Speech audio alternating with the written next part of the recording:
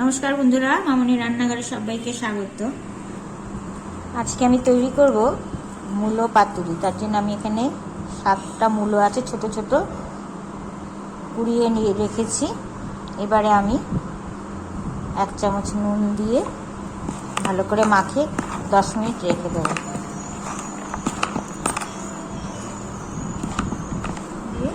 তার মধ্যে আমি এখানে দিয়ে দিচ্ছি 3 চামচ মটর ডাল বাটা দিয়ে দিলাম।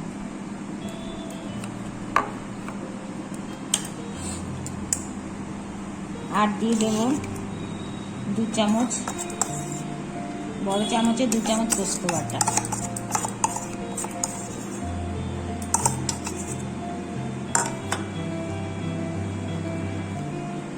আর দিয়ে দেব নারকেল বাটা 2 চামচ।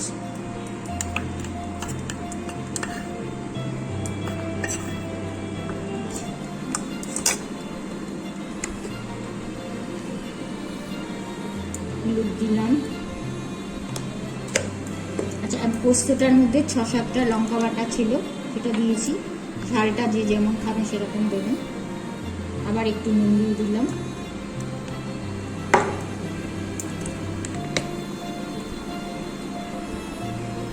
সরষের তেল,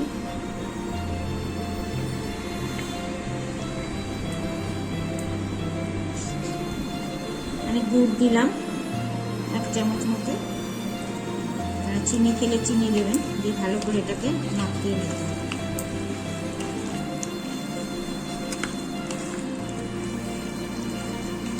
স্বাগত। আজকে আমি তৈরি করব মূলা পাতুরি। তার জন্য আমি এইভাবে মূলাটাকে মেখে রেখেছি। সরষের তেল দিয়ে দিলাম উপর থেকে। কলা পাতাটায় সরষের তেল মাখিয়ে দিলাম। পাতাটা আমি একটু নরম করে নিয়েছি উনুনে দিয়ে।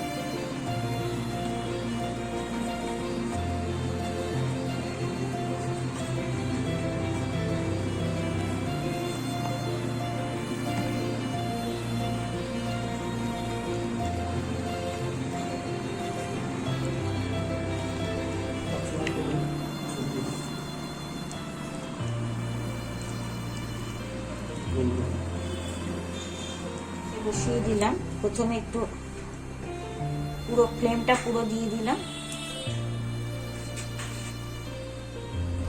10 মিনিট পরে আমি আঁচটাকে সিম করে দিয়েছিলাম। এখন এই যে দেখুন,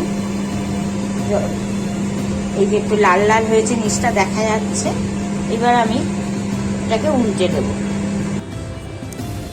একইভাবে আবার এই পাতাটায় তেল মাখিয়ে, এই পাতাটায় আবার তেল মাখাবো, মাখিয়ে ওটা উল্টে দেবো।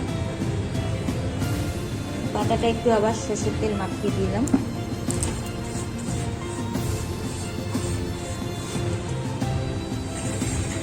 এবার এইটার মধ্যে আমি পাতাটা দিয়ে হাতে করে উল্টে আবার চাটুতে দিয়ে দিলাম।